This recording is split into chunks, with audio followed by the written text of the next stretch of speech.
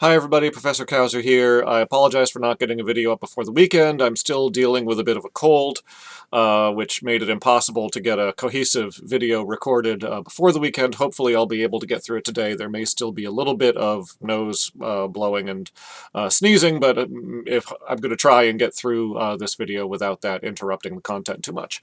I wanted to talk about the background to this course somewhat, sort of what had come beforehand. This is a course, as we mentioned the first day of class, that's focusing on the 6th century, and we are going to be looking initially at what we often call the Byzantine Empire under Justinian, but which to themselves was the Eastern Roman Empire, or really simply the Roman Empire itself.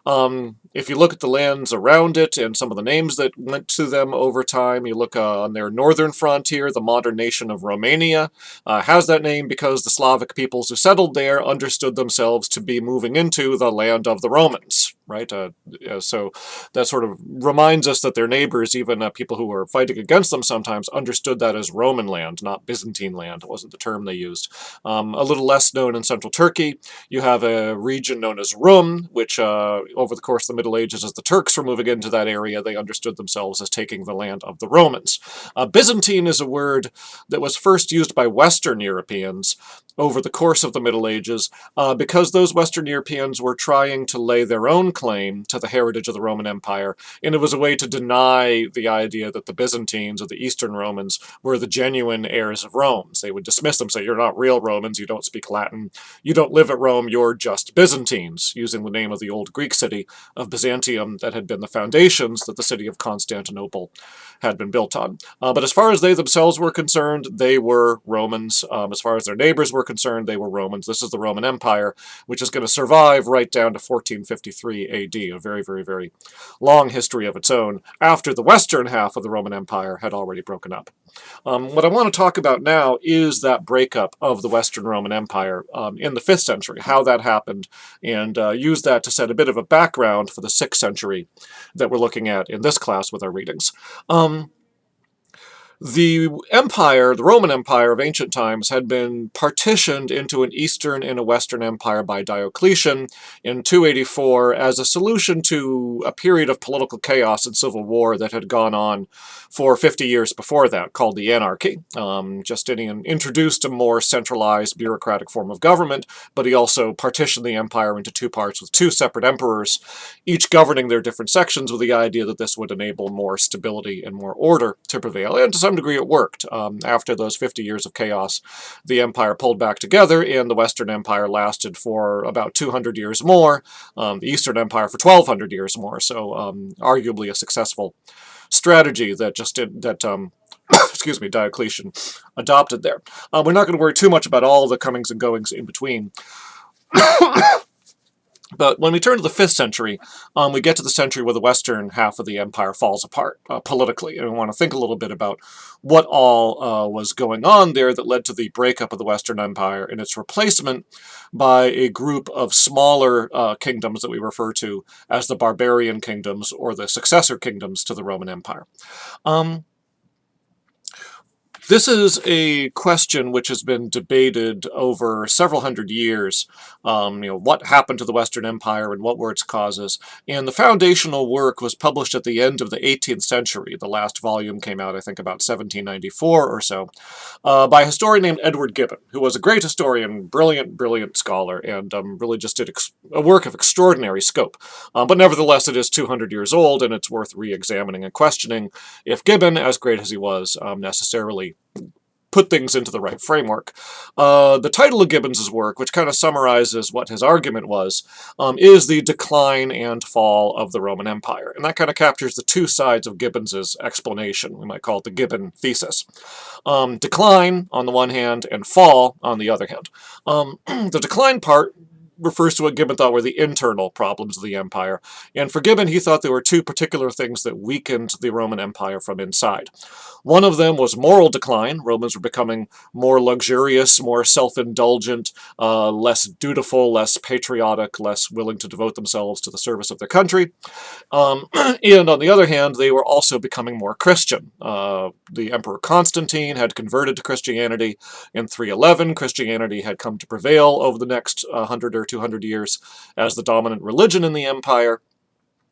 And Gibbon believed that all this Christianity meant that the elites of the empire, the highly educated young men, devoted themselves to becoming monks and priests in otherworldly lives of prayer, thinking about the afterlife and supernatural matters, rather than devoting themselves to politics and law and military affairs and the practical things that would have held the empire together. So for Gibbon, internally, you had two different problems going on. On the one hand, this sort of increasingly self-indulgent, luxurious group of people living secular lives, and on the other hand, excuse me, all these Christians kind of draining the resources of the empire into all this religious pursuit, which didn't necessarily help in practical matters. So that's the decline side. The other part of the Gibbon thesis is fall, and that refers to the influx of barbarians, the sort of image of barbarian invasions, all this pressure and violence that the Roman military was no longer competent to manage, and so the empire, having become weakened from within, was now not strong enough to withstand the force exerted against it by barbarian invaders who proceeded to overthrow it. Okay, so decline and fall, internal and external factors, weakening and destroying the Roman Empire. You have had a lot of debate since then, refining Gibbons' thesis and adding elements to it and taking elements away from it and debating it in various ways. You still will find people who will advocate it, respected historians, for that matter, who will advocate it. If you go searching for books with a title or keywords involving decline or fall of the Roman Empire, you're going to find books by historians that I call the neo-Gibbonites, people who are still working with some version of Gibbons' thesis. Historians who disagree with Gibbons' thesis usually avoid those terms. They prefer to talk about a transformation of the Roman Empire rather than a decline and fall of the empire, and that sometimes causes students to miss what the actual majority of scholars think because they go searching for books on the fall of the Roman Empire, and all that they find are the neo-Gibbonites, and not the other transformationists.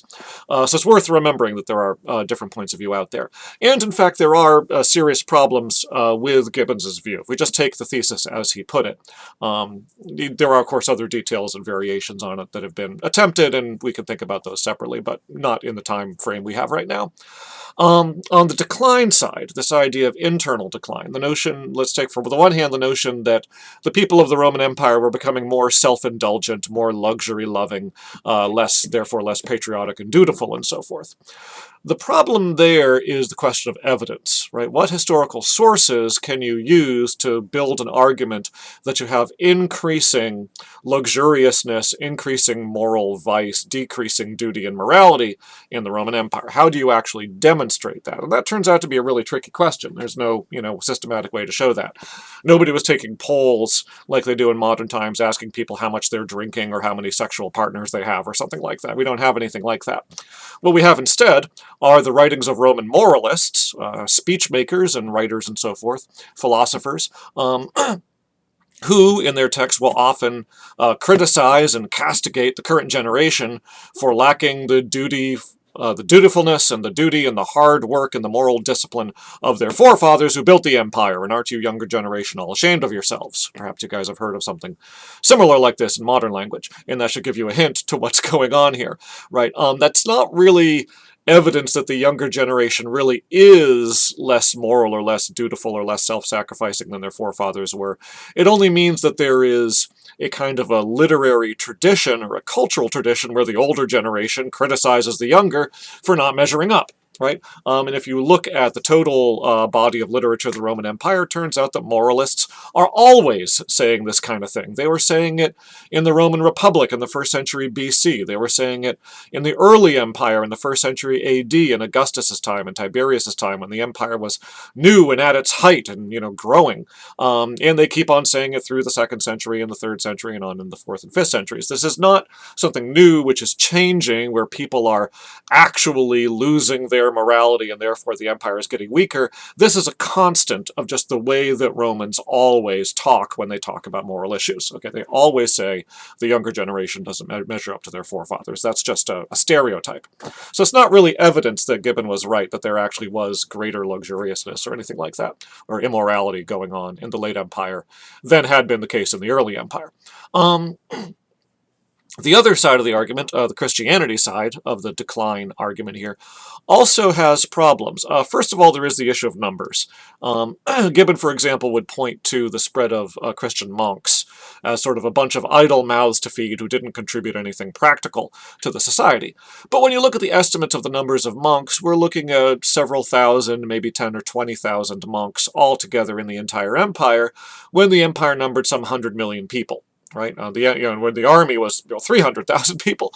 So 10,000, 20,000 monks doesn't really, sounds like a big number when you say it by itself, but when you compare it to the size of the army, when you compare it to the total population supporting them, that doesn't really seem like a big enough number to be a huge drain on the resources of the empire or really represent any kind of a significant loss.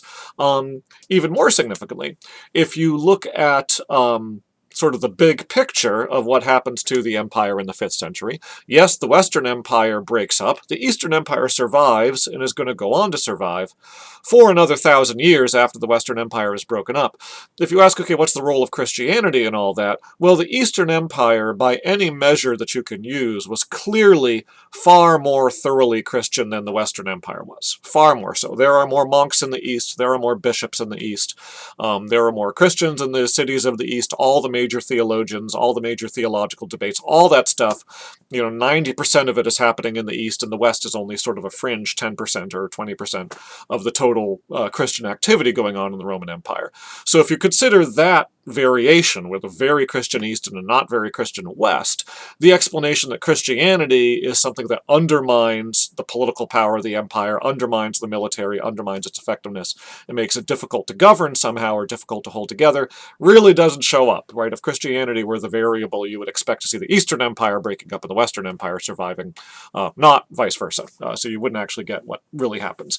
So the decline side of the Gibbon thesis really doesn't hold together very well. It's just very, very questionable set of ideas. That raises then the issue of what about the other side? What about the fall side? What about all these barbarians coming into the empire? Now, Gibbon had more of a nuanced understanding of what's going on with the barbarians than he's sometimes given credit for, but still you have this notion of barbarians being this intrinsically hostile force that are pressuring the empire and breaking down its structure and only out for themselves and kind of overwhelming an empire that's, because of the decline side, ill-equipped to handle them. Is that actually the case, right? Is that an accurate assessment of the nature of the barbarians? On the one hand, it is true that if you compare the barbarians of the 4th and 5th century to those of the 1st or 2nd century, there has been a pretty major shift. Back in the early days of the empire, barbarians had operated in fairly small local groups. When Tacitus in the 1st century, at the end of the 1st century, wrote us a book, the Germania, surveying the tribes of Germany, he listed several dozen individual groups, most of which seem to have been quite small. By the time you get to the 3rd, 4th, 5th century barbarian groups, they formed larger and larger confederations, right? The old groups didn't go extinct, but they seem to have banded together into larger and larger groups. It's a process called tribalization, probably kind of similar to what happens with Native American peoples, who initially are in small groups and band together into larger and larger tribal confederations, like the Sioux or the Cherokee. And do this in response to a powerful centralized state on their frontiers, like the Roman Empire, right? It's likely that dealing with the Roman Empire, both in war and through diplomacy and trade, actually set off processes that stimulated barbarian groups to get larger and more powerful in order to deal with the Romans in various ways. So there is that, and that's fair. Nevertheless, remembering that the Roman Empire is an empire that probably has something to the tune of 100 million people in population, has an armed forces to the tune of 300,000.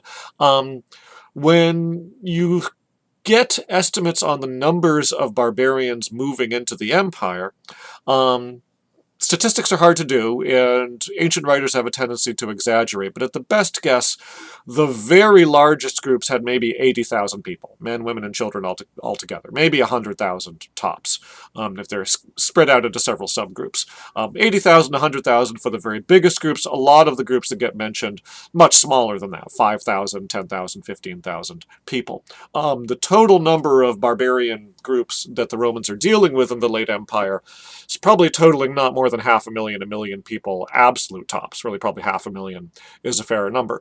That's just the population of the city of Rome itself when the empire is a going concern. So here again, the notion that the impression that you get from modern history books that sort of, or indeed from Gibbon himself, that'll describe waves of barbarians, barbarian tides building up, pressure building up on the frontiers, sort of, overwhelming, making cracks in the dam and then sort of, breaking through. All the sort of language of, power and pressure that one gets an impression of when one actually starts counting the numbers of barbarians involved really comes out kind of disappointing. The barbarian hordes turn out to be very small numbers of people compared to the Romans that they are allegedly swamping. So that becomes really a very questionable kind of approach here, the notion that the barbarians were so powerful and so overwhelming and so numerous that Rome couldn't deal with them. You find a similar phenomenon if you look at maps, right? A lot of maps of the barbarian migrations tend to sort of start at their original homeland and then draw these long arrows forming these ribbons that kind of trace their way across the map. And of course, if you count all the various groups, 10 or 12 of them, and you draw arrows with all their various migrations to all the various places they went over the course of a couple hundred years, you wind up with a Roman Empire that has all these, colored ribboned lines going all over, and it just looks like it's getting swamped. But what you have to remember is that at any given moment, any one of these groups was not a big long line sweeping across vast territories, it was a dot, only occupying one space at a time. So instead of thinking in terms of, this big wave of ribbons washing across the map, instead you have these individual dots where here you've got, your dozen dots in these places, and then 50 years later, well, the dots are in these other places. It looks a lot less intimidating. So you have to remember that as far as the scale of what's going on with the barbarians. And then finally, the other thing is that the vast majority of these barbarian groups move onto Roman soil not as invaders but as immigrants, and they do so under treaty with the agreement of Roman authorities that very often are in a position of power over them, and that's a key thing to remember. Gibbon knew this. He tends to interpret things as though, well, if the Romans hadn't granted the treaty, they wouldn't have been able to handle the barbarians or drive them out, but there's really no particular reason to think that's true. You often have barbarians who are in often quite desperate situations. Usually what had happened was, in the course of Roman diplomacy, they would naturally form alliances with friendly peoples beyond the frontiers, including barbarian peoples. They would send out aid and wealth and weapons to friendly kings and chieftains in order to build up their power and allow make sure you had friendly people controlling the barbarian tribe rather than an unfriendly person controlling it. With all that wealth, that person could re-gift it to their followers and build up a following and build up political support. So it was a very cost-effective policy for the Romans to do this. Nevertheless, it sometimes happened that their allies out beyond the frontiers would run into more trouble than they could handle in conflict with their enemies, and then would have to face either getting killed off or would have to flee and go somewhere safe to get away, naturally, when they lose in a conflict. And so what you find in these situations is the Romans sometimes found themselves with their client peoples, their allies, weaker allies to themselves, arriving at the frontiers, petitioning for permission to migrate inside the Roman Empire, largely because they're fleeing from their victorious enemies, and they need someplace where they can take refuge with Roman strength. And when they did that, the Romans would grant them a treaty that would give them terms on which they could migrate as a group inside the imperial frontiers. They would be granted land to live on. The empire was not so densely populated that you couldn't find space for them. There was always plenty of room. This is not, modern industrial society with massive cities necessarily. There's always lots of room. So they would grant them land in exchange for military service. This was called a federate treaty, and the barbarians then became federates of the Roman Empire, which meant they were settled under Roman rule. They were allowed to maintain their own leaders under Roman supervision. Their own kings would continue to be the king of his own people, and they would provide units of troops serving with each other under those kings' leaderships as sort of contributing auxiliaries to the Roman army, sort of internal allies of the Roman army. Okay, so these federate troops, especially sort of towards the end of the 4th century and getting into the 5th century, are becoming a part of Roman society, and a part especially of the Roman military system. Okay. So what we're looking at is not barbarian invasions overwhelming the Romans and conquering land away from them. What we're looking at instead are Roman allies immigrating inside the empire under treaty and being established as part of Roman society. They're still somewhat outsiders. They're immigrants. They speak a different language. They talk funny. They don't bathe properly, and all that kind of a thing, but still being in the process of being incorporated into the empire and into the Roman system. Okay, so again, the Gibbon thesis, this fall idea that the empire is torn apart by invading barbarians that it's too weak to handle, when you actually look at the Federate system in detail, doesn't really seem to be borne out either. Okay, so the Gibbon thesis, this whole decline and fall idea, in my opinion, does not really hold up and is not a good explanation for what happens to the Western Empire in the 5th century. Okay, so what does happen? Why does it break up if Gibbon's ideas about it turn out not to be the right explanations? What I think you need to do is look at the long-term history of the empire and its political structure, and when you do, what you notice is that the empire had a very long-term flaw in its political structure, and that is that the Roman army was always extremely politically powerful. Back in the 1st century BC, this was what had brought an end to the Roman Republic, a series of civil wars led by generals, Roman generals, with factions of soldiers supporting them over against the Senate, over against each other. Julius Caesar, Caesar Augustus, Pompey, Crassus, Sulla before them. There's a series of these Roman warlords vying for power, eventually tear the Republic apart and set up the Roman Empire in its place. That was how the empire came to be in place of the Republic to start with. And because of that, it had always been fundamentally the army that made and could break emperors. There was a saying among among politicians in the empire, sort of advice for new emperors: keep the soldiers happy and don't worry about the rest, right? The fundamental pillar and foundation that your political authority stands on is your control and loyalty, control of and loyalty from the army, right? That's the fundamental thing you need to remain in power. And if you look throughout Roman history, if you have a situation where an emperor failed to provide effectively for his own peaceful succession, what you would get would be a civil war, where different factions of soldiers would put forward their own generals, sort of throwing their hat in the ring to try to become emperor. You would have civil wars or possibly assassinations back and forth until one person emerged as the winner and became the new emperor. Those civil wars tended to be pretty brief and over very quickly in the 1st and 2nd centuries.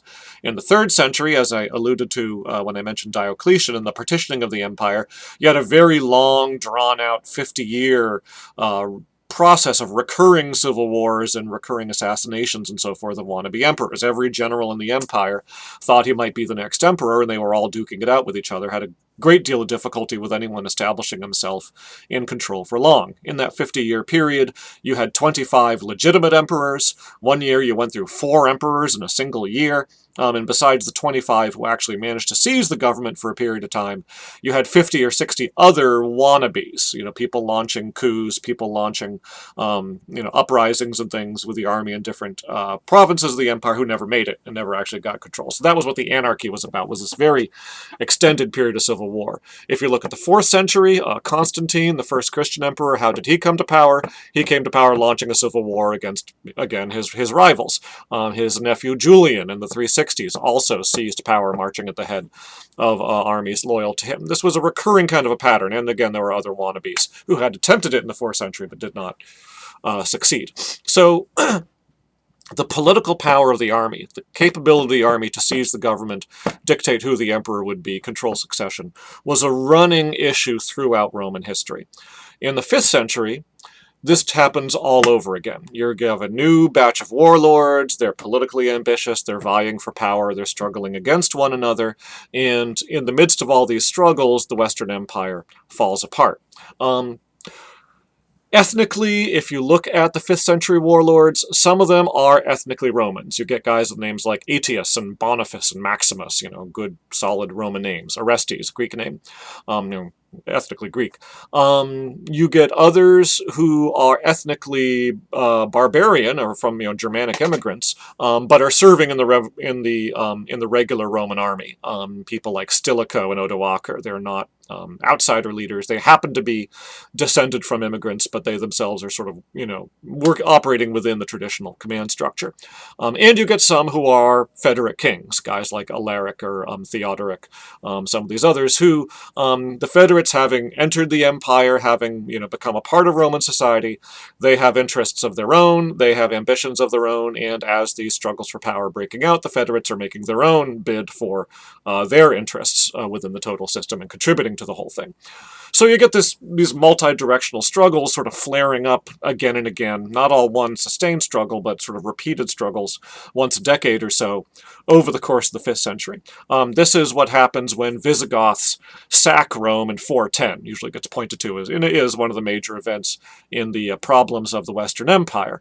The Visigothic king, Alaric, or Alaric, depending on how you want to pronounce it, leads his Visigoths down into Italy, takes over the city of Rome, and besieges it and winds up sacking it for a period of 3 days. Terrible disaster. And it is a terrible disaster. It's a crisis.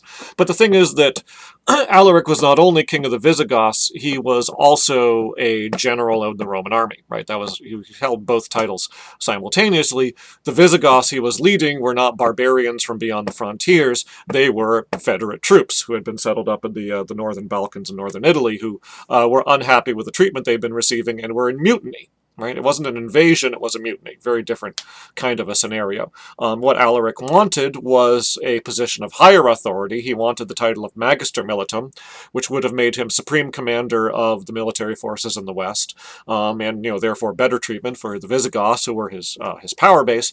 And the government refused to grant him that title, and therefore he tried to pressure the government and force its hand by sacking Rome. It didn't work. But that was what he was trying to do. So not an invasion, not an effort to destroy the empire, but rather a power play within the empire by a particularly ambitious general who coincidentally happened to be ethnically barbarian and leading barbarian Federate troops. Okay, excuse me. So if the 5th century struggles were not barbarian invasions, but rather a power struggle among various factions of the military, how did they wind up leading to the breakup of the Western Empire? There had been all these civil wars before, the empire had not broken up before, somebody had always come out and established themselves as emperor. Why did that not happen in the 5th century, and why did the struggles lead to a breakup of the Western Empire? I think the answer here is that in the 5th century, nobody won. Right? The 3rd century anarchy came pretty close to it. Things got so chaotic that it looked for a while like nobody was going to win, or nobody was going to win for very long. For a while, you had a large chunk of the Western Empire break away as an empire of its own, with its own emperor, built around Spain and Gaul and Britain. And you had an Eastern Empire break away. The city of Palmyra, which was kind of just beyond the frontiers, wound up gathering to itself an Eastern Empire composed of a lot of Rome's eastern provinces, Egypt and Syria and Armenia. And sort of broke them away from the empire, sort of, as a new power base there. You very nearly lost it then.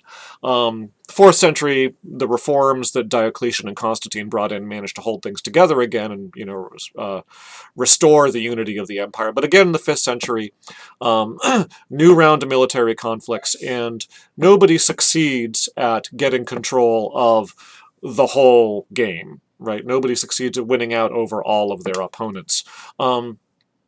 What you have instead is a bunch of these various generals and warlords, some barbarian, some Roman, some whatever, each with their own faction of the military, some regular troops, some Federate troops, whatever combinations they can pull together, each with a different region of the empire that they're able to get control of as their own power base, Spain, Gaul, North Africa, Italy, wherever, and none of them strong enough to overcome the others and make themselves sole ruler. And I think the reason why they were not able to do so was because of a process that we call Romanization. Okay, the Romanization of the provinces of the empire that had been going on ever since the conquests of the days of Caesar Augustus back in the 1st century. There had been a long process out in the provinces after the Romans conquered them of building Roman-style cities, attracting the local elites, the Gaulish and Spanish and African elites, into those cities, getting them to identify themselves as Romans, granting them citizenship, getting them to participate in Latin and become literate and participate in Latin literary and educational culture. The armies had initially been garrisoned out on the frontiers in camps. Those camps had built up into permanent fortresses with, not just wooden palisades and tents, but came to be, stone walls and stone barracks and so forth. So the army was stationed permanently out in the frontiers and out in the provinces. Once they'd been out there for a generation, they would be recruiting locally from the provincial population. They weren't sending troops up from Italy or from Rome to man the army. They were recruiting from, the new citizens and subjects of the empire out there in the provinces. Serving in the army would get you citizenship if you didn't have it already, and of course would kind of socialize you as a Roman. You'd be taking your orders in Latin and so forth. And so there had been this centuries-long gradual process of Romanization that really penetrated very deep, right? You can tell how deep it is by the fact that languages like Spanish and French are Romance languages. They're languages derived from Latin. The native languages of those areas almost died out entirely, and Latin became everybody's language, even right down to ordinary commoners. Probably thanks especially to army service. So Romanization went very deep, and what that meant was that you didn't need Rome to be Roman anymore. There was no longer a clear central power in the empire that was so important and so powerful it dominated everybody else, right? Rome was a powerful city, major population, of course, and everything. But there were big cities, not as big, but still urban life and civilization out in Gaul, out in Spain, down in North Africa, even in Britain, to some extent, kind of backside of nowhere, though it was. All these provinces had their own cities, their own elites, their own Latin-speaking aristocrats who thought of themselves very much as, privileged leaders of Roman society. They had their own armies recruited from local boys out there. You were no longer in a position where Italy or any other one place was the key to holding the whole thing together, right? Everybody was Roman everywhere. And in those circumstances, that meant that you therefore had no way for an ambitious general, as Constantine had still been able to do in the 4th century, there was no way for one ambitious general to take charge of the army, march down to the capital, seize control of it, and become emperor, and then be in a position to dominate all of his opponents. Everybody was about equally powerful. Everybody had about equal resources of wealth and sort of human resources and, educated, literate class to run administration for them. And so where you used to have one big Roman Empire, or one big Western Roman Empire, across the entire western half of the Mediterranean and Europe, instead you had these various territories controlled by various warlords. Vandals in North Africa, Odoacer, and then later on the Ostrogoths in Italy, the Franks and Burgundians in Gaul, the Visigoths and Suebes in Spain, Angles and Saxons up in Britain. No one group able to overcome the others, and so each one just having to kind of carry on with the resources that they had, including the local administration that the Roman Empire had set up there, the local culture and the local cities that had been built by the Romans there. Each of them just found themselves in control of that, governed the territories they had, fought wars with each other from time to time, but nobody ever, as I said, really able to decisively beat the other. The title of emperor became kind of irrelevant. The emperors increasingly got reduced to being figureheads under these regional warlords, and then finally in 476, one of them, Odoacer, deposed his rival's puppet emperor, Romulus Augustulus, and did without an emperor entirely. Everybody still thought there was a Roman Empire. Everybody knew where the emperor was. He was in the east in Constantinople. We could just go back to having one emperor. But that emperor was not doing anything practical to actually govern the territories out there. Everybody sort of, sent the diplomats to, say, we submit to you and we're happy to call you emperor and all that. And by the way, we're running things over here in Italy or Gaul. Thank you very much. But there was no practical, taking orders from Constantinople or paying taxes to Constantinople. They were all effectively self-governing. In that situation, the most effective local authority, sort of highest title of authority anyone could claim, wound up being king. Right? There's no emperor anymore. Everybody else is just a city magistrate or a provincial governor. So the kings, really, of the Federate peoples wound up becoming the most powerful single individuals, and therefore wound up exerting political control, sort of, more and more dominating the various provinces. And so as you're getting into by the time you've gotten to the 6th century, certainly what used to be provinces of the Roman Empire have become the kingdoms that we'll be studying later on in the course that are going to be the foundations of medieval Europe. Okay, thank you very much. Enjoy your Labor Day weekend, and I will see you on Wednesday when we will take a look at what's going on in the Eastern Empire in the 6th century, the sole surviving empire, as we cross the border from the 5th century to the 6th and see what's going on under Justinian there. Thank you, everybody.